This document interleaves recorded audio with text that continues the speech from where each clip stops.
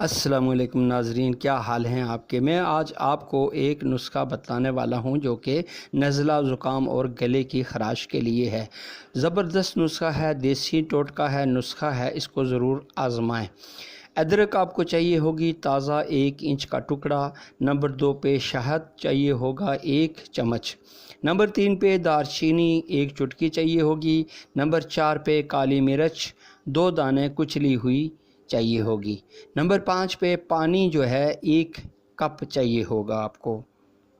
ناظرین، یہ چولہے پہ سوار کرنا ہے پانی، اس کو ابال لیں، اس میں ادرک، دارچینی اور کالی مرچ ڈال دیں اور اس کے بعد 5 سے 7 منٹ تک اچھی طرح اس کو پکائیں تاکہ اجزاء کا اثر جو ہے اس میں آ جائے۔